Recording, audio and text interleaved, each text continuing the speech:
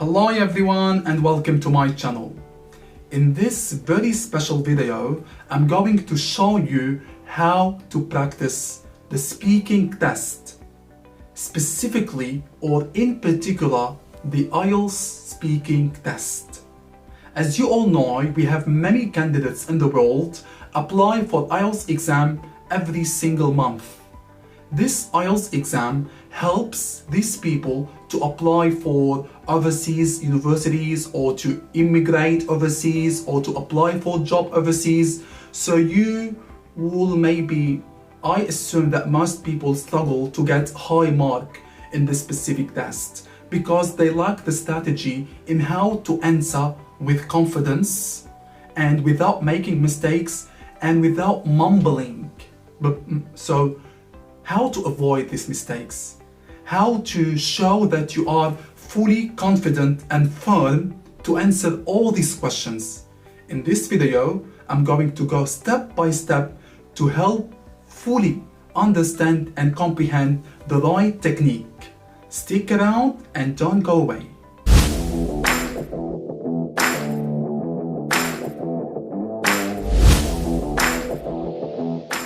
The speaking test consists of 3 parts. We have part 1, part 2, and part 3. In part 1, we usually ask personal questions or like some very general questions about your life. For example, the examiner might ask you about your job, your hometown, or maybe a birthday, or maybe your friends, or maybe a favorite color, or maybe a favorite city. So these are very specific questions to your character. Okay, so in this specific part, you need to show the examiner that you are quite flexible. So it's not about speaking for a long time for every single question. No, it's about showing that you are able to understand what the examiner has just asked. Okay, so in this part 1, I'm going to highlight and start by this part. So in part 1, I'm going to focus on television programs. Okay, so as you can see in this here, so it's actually one of the IELTS exams test that has been done before. And we have in part 1 some questions about television program. Before I jump into the first question, I want you to make sure that you have some good base of vocabularies. And you need to avoid to repeat many words. So try to actually avoid repetition of some words, okay? For example, let's say if you are talking about economy or about, let's say, maybe a specific social situation, you will need to select different words. Don't just stick to use the same word over and over again. Okay, so a good base of vocabulary is very beneficial and very necessary in this specific test. Second of all, if you feel like you don't know how to start the answer, you can simply say, oh, that's a very interesting question. So when you say that word or that specific sentence, you are actually thinking about the answer. So you are trying to, sort of like get the examiner away from you for a couple of seconds to be able to start your answer. So you can start by saying, oh, that's a very interesting question. Or you can even say, oh, that's very interesting. Oh, that's intriguing, for example. Oh, I totally agree with this statement. You can use these phrases or sentences to be able to start your answer correctly without hesitating. Okay, so as you can see, we have the first question here that says, where do you usually watch TV programs? Where? Okay, many students and many actually people, as you know, I'm an IELTS expert and I do teach a lot of students. So they always actually mix this question with what kind of programs. I'm not asking you of the type or the category of programs that you are watching. I'm asking you about where do you usually watch TV programs. So where? In your bedroom, or maybe in your living room, in your kitchen, in the garden, on the roof, I'm not sure. So where exactly? So you can simply say, for example, I usually watch TV programs in my bedroom because I feel very comfortable to actually watch these programs in this specific zone.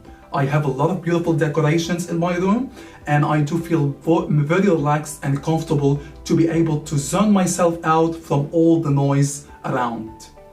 A beautiful answer, don't you think so? You can answer like that. You don't need to actually have a very short answer. So your answer has to be not that long and not that short. You need to try to elaborate on your answer. Or for example, give you another answer. You can simply say, for example, I am not an outgoing person. I like to stay home in my free time. I mostly watch TV at home because I don't feel comfortable watching TV at the workplace or at any friend's house. I have some selected TV programs that I like watching. I don't want anybody to disturb me when I watch TV. That's why I usually watch TV at my house. So this could be a simple answer of question 1. Okay, now let's move to the second question that says, what's your favorite TV program? So now I'm asking you about maybe a specific name of that TV program. So what is your favorite? So for example, I could simply say, my favorite TV program is Friends. I like this TV series. It's been airing for a very long time. I love the friendship between all the actors or actresses. It gives me a sense of fulfillment and a sense of satisfaction or encouragement to be able to have more friends in my life or more lifelong friends in my life. So that's quite optimistic. It gives me a positive energy all the time, and it makes me feel super optimistic. As you can see, that's how we answer. You need to show the examiner that you are engaging with him or her. Okay? So it's a very simple answer. Now let me just give you another answer. For example, you can simply say, there are some programs or shows which I watch on TV. I mostly watch educational and informative programs. For example, yes, you can start that way. Or you can even say, for example, I watch Mr. John blah blah blah. You can make up a name. He teaches young men and women how to do businesses and take your current business to the next level. Okay, I'm just trying to make up ideas. So it's not about thinking about a specific, like a very general idea. You can make up a name of the program because the examiner is not going to check your facts. Okay, so you don't need actually to think, don't be stressed. Don't be stressed about the answer. Try to think like you are with your friend or with your mom, your dad, with someone that you feel comfortable with. So that person, if that person that you usually feel comfortable with asks you a question, you would answer very comfortably or conveniently. So try to think that way to be able to avoid stress or mumbling during the test. Okay, now let's move to the third question. So the third question that says, are there any programs or shows that you don't like watching? Why not? So he's asking me or she's asking me about a specific program or a specific genre of program that I don't like watching. For example, it could be, you can simply say, I always avoid to watch political programs specifically in my country as you are experiencing a political crisis. The economical situation in my country is rising and is actually worsening every single day. So I try to avoid watching this kind of programs because it makes me anxious and resentful all the time. That's why I prefer to watch something more comedian or something more comedic, you can say, for example, or I tend to go more with action movies to be able to relax and unwind myself. So it could be a beautiful answer, isn't it? So something like that. So try to be not very cool, but you need to be cool and serious at the same time. So you need to make sort of like an average, like a fair average between being cool and serious, and at the same time being realistic. So show the examiner that you are being realistic and you are engaging with him or her. Now, let's move to the fourth question. Usually we don't have more than 4 questions in part 1. Some speakers or some examiners might ask you only 3 questions, which is okay sometimes. So we have no more than 4 questions. In this specific part, the 4th question says, do you think you will watch more TV or fewer TV programs in the future? So this question might be quite challenging. Usually the 4th question in part 1 might be a bit tricky. So you need to think carefully before you answer. You need to listen to the examiner very well, because the examiner is not permitted or is not allowed to repeat the question. I assume it's a new rule, so the examiner doesn't have the permission or the allowance to repeat the question again. So you have to be cautious when you listen. Okay? So what actually would I answer for this question? I can simply say, well, now I'm turning 25, for example. Let me say I'm turning 25 in a couple of weeks, so I'm becoming more dependent in my life, but I'm a hard-working person, so I'm working a lot, and I think I will be working more and more in the future. So I don't think I will have more time to watch more TV programs, but I will do my best to watch some educational programs, as I'm so into education, or to actually watch some scientific programs. For example, The Doctor. I always try to not miss any single episode of this program. So it's about being cultured all the time. I like to actually raise, the level of culture and knowledge in my life or in my career. So that would be a good answer. Okay? So as you can see, trying to link up ideas, and I'm trying to show the examiner that I'm being real, I'm being comfortable when I speak. Okay? So don't feel that, oh, I'm nervous, I don't know what to say. No, it's okay. And by the way, if you feel that you can't find an immediate start for your question, you can pause for a bit, but don't do it much during the exam or throughout the test. So you can pause, but don't do it for long. Otherwise, the examiner would think, oh, he's not quite sure, or maybe the examiner would think that you are not very capable to hold a conversation properly. Moving now to part 2 of the speaking test. So in part 2, usually we have a cue card. So the examiner is going to hand you a cue card, and he is going to give you just 1 minute to take some notes. Can you imagine how long is that time? I'm joking. I know it's not that long time, but you will have to try your best to write all the right notes to be able to speak a paragraph for about 1 to 2 minutes. Okay? So, as you can see, let me first read the question for you, as you can see, to be able to understand what I'm talking about. So the question says, describe someone you know who has started a business. You should say who this person is, what work this person does, and why this person decided to start a business, and explain whether you would like to do the same kind of work as this person. So as you can see, you will have to talk about the topic for 1 to 2 minutes only. So you have 1 to 2 minutes to cover all these questions. What would you say? How would you start? You can simply start, for example, by, I am going to talk about blah blah blah blah blah, or I will begin to talk about blah blah blah blah. Or you can just simply, for example, start, for example, a year ago. You can just be more spontaneous. For example, you don't need to have like a standard beginning sentence or a standard purpose sentence. It's okay, you can avoid this. You can simply start with your answer. Okay? But the most challenging thing is to try to answer all these questions in the time allowed, in the time interval allowed. So we have 1 to 2 minutes. Some students exceed the time, like exceed 2 minutes and missing one of the questions, okay? or some students finish in 1 minute or maybe in less than 1 minute, and that's wrong. You will have to start or to try to speak for 1 to 2 minutes. Be in that zone and try to answer all these questions in this specific interval.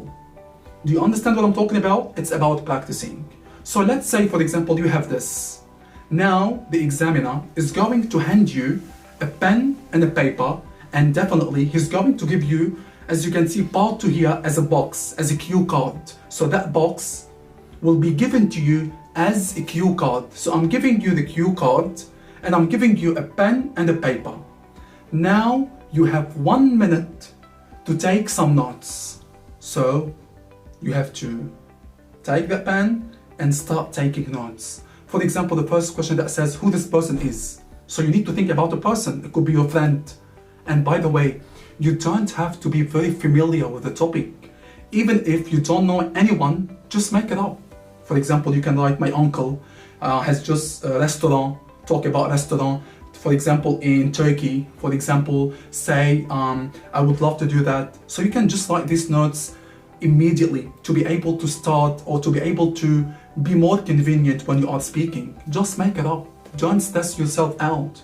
Because most of students actually stress out when it comes to part 2. Oh, I'm not familiar with this. I have no idea. No, you have to have an idea. For example, in part 2, the speaker might give you a cue card asking you to talk about a famous writer. And you could be simply not interested in reading. So you have to make up something. You can make up a name of a writer, and you could, for example, simply say, yes, a writer, he's from my hometown, or he's from my country. You can just make it up, okay? So you don't need to get yourself in that anxious zone. So you need to avoid being frustrated or disillusioned. Do you understand what I'm talking about? So we have part 2 here. And 1 minute now is done. The speaker is going to stop you, and now you have to speak. So the speaker is going to say, okay, time is up, now you can speak. So now let's start, okay? So imagining I'm the candidate and I have to actually speak out my answer right now. So I'm going to say, for example, I'm going to talk about my friend John. He just opened up a restaurant in Istanbul, Turkey. I'm so happy for him. It's a very, very beautiful idea, as he's very interested in business, specifically food businesses. He's a very smart person that he worked all his life to be able to save money so he can open up that business. So everyone was surprised around him, and simply because he used to be an accountant at a company. No one knew that he's been saving up all these years. I'm very actually interested and intrigued by his idea, and I would actually offer to be a partner with him. I'm so happy for him, and I would love to work with him with that specific business to be able to meet more people and to get to know more entrepreneurs in that specific business. Okay, for how long did I speak right now? Did I speak for 1 minute or like 2 minutes? Do you think now I missed one of the questions? Yes, I think so. I've talked about who this person is, and I've talked about what work this person does, and I've talked about if I would be interested to do this kind of work, but I missed one point, which is why this person decided to start a business. Do you think I missed it? No, I didn't miss it, because I said he's very interested in food and he always wanted to open up a business, and he's been saving up all these years. Okay, so I've tried to do my best in 1 to 2 minutes. I'm not sure for how long did I speak, but you have to exceed at least 1 minute. You can speak for 1 minute only, which is okay, but it's actually better to be on the safe side and speaking for 1 to 2 minutes. So that's how part 2 works. You don't need to stress, just always stay in that relaxation zone. Try to zone yourself out. Don't be confused or embarrassed by speaking to someone strange. It's okay. As I told you, consider that that person is very familiar to you. So that would actually alleviate the amount of stress that you might be encountering during the exam. Jumping now to the third and last part of the speaking test, which is part 3. Usually part 3 talks about discussions or like a specific discussion topic. So in this specific part or in this particular part, you will need to show the examiner that you can elaborate on your answer or you can expand on your answer. So your answer can't be very short. You need to expand. You need to discuss. That's why part 3, as you can see, it's called discussion topics. So you have to be very careful and you have to be very able to elaborate on what you are talking. So let's see the examples in here. So as you can see, we have a couple of questions about choosing work, as you can see. So the first question says, what kinds of jobs do young people not want to do in your country? Sorry, let me think now. I instantly thought about cleaners, or thought about being a mechanic, or maybe to work in the construction field. So these ideas just came up. So I assume it's not hard to actually answer this question. So let's answer this question together. For example, I can simply say, many young people in my country avoid to work as cleaners because they think that this specific type of jobs is quite humiliating for them. So they don't feel comfortable as they always get shouted by their bosses. They want to always feel very controlling and not being controllable by these managers. For example, we can start by saying, in my country, many young people avoid to work as cleaners because that they think that the specific kind of jobs is very humiliating for them. They don't like to be controlled by bosses, specifically in that field, as bosses act very rude with the employees. So they always try to not choose that job, and they opted for something more nice and more relaxing, as they want to feel always in control of things, not being super controlled and super managed unfairly. So you can say that, for example. Okay, so I'm trying to be, smooth with the words. Okay, so as you can see, I wasn't, hesitant, and I wasn't quite nervous. I was trying to get myself out of that stressing zone or that stressful zone. Now let's move to the second question that says, who is best at advising young people choosing a job, or about choosing a job, teachers or parents? So who is best at advising? I can simply say, it's a very interesting question. I think that both play a very vital role in choosing and guiding students to the right path in the future. Parents meet their children every single day, so they can always provide them with advice or with some precious pieces of advice to be able to choose the best career in the future, as well as teachers as well, because children encounter their teachers in the class almost every day, and they can actually get more inspiration from these teachers, as teachers could be more wise or more judicious, so they can get the best advice from the teachers. For example, my cousin, he actually got the most inspiration from his female teacher. He's actually a physics teacher. She used to inspire him a lot, while his parents were quite illiterate, so they didn't know how to read. So she gave him all that inspiration to be able to actually study law in the university. And now he's doing very well, and he's very famous, and he's making a lot of money. Okay, so it could be one of the questions. As you can see, I was trying to, so I have based my answer on a personal experience. To be honest, I was lying. I have no cousin who is interested in that physics teacher. I just made it up. You can make up things. So it's not about being very real. You can just make it up. Now let's move to the third and last question of part 3. So as you can see, this question might be challenging for some students, but I don't think so. Let's read it together. Is money always an important thing when choosing a job? I think it's a very straightforward question, and it doesn't require much skills or effort to think about the job. You can simply say, I assume that's a very important part in choosing a job or in selecting a job.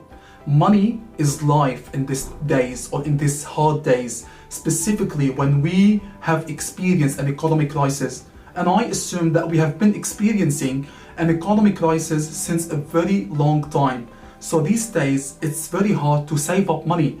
Everything is getting expensive. The food, clothes, devices or electronic devices, whatever. So I think money is very important part. However, it's very beneficial and it's very substantial to feel relaxed and to feel satisfied and fulfilled when working or at the workplace. Because if you can't get along with your colleagues, or if you are receiving a lot of sharp comments and bad comments from your boss or manager, then that would affect my life negatively. Even if I leave work and I'm at home, that would still affect my lifestyle.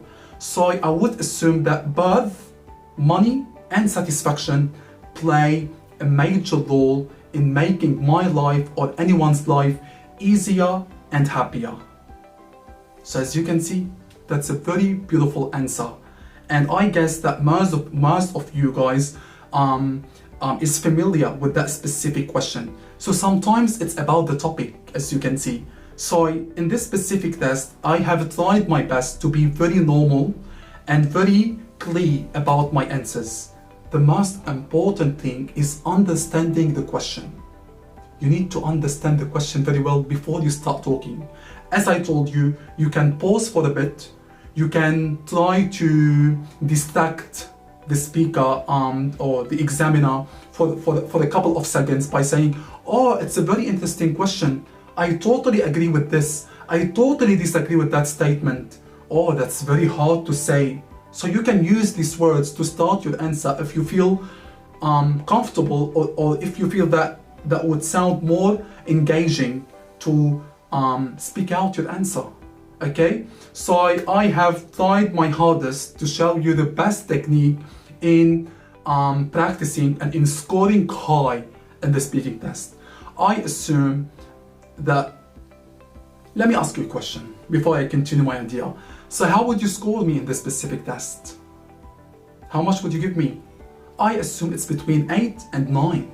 Yes, because I have totally understood and comprehended all the questions. I didn't pause much. I used the best and the right vocabularies.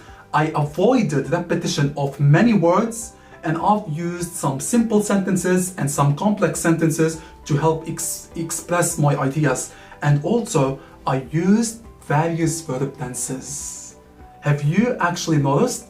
I think I've used the present simple, the present continuous, the present perfect, the present perfect continuous, or maybe the past perfect. I'm not sure if I use the past perfect, but it's very actually, paramount to use a variety of verb tenses in your speaking, and a variety of vocabularies, a variety of sentences, complex sentences and simple sentences, and even the conjunction words or connecting adverbs. For example, however, even for example, although, but, despite, whatever.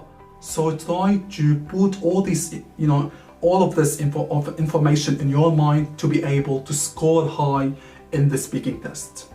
So I'm going to actually download a sample answer for the speaking test that I just have done right now.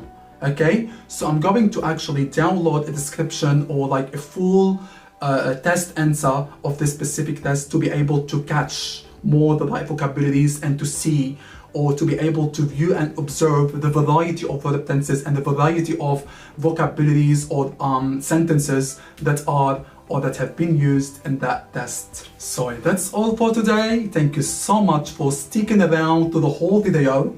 I look forward to seeing you again on my channel, and I promise that I'm going to upload a multitude of videos tackling the IELTS test. So please don't forget to subscribe to my YouTube channel and activate the bell button to help receive all my upcoming uploads. Thank you again and see you soon.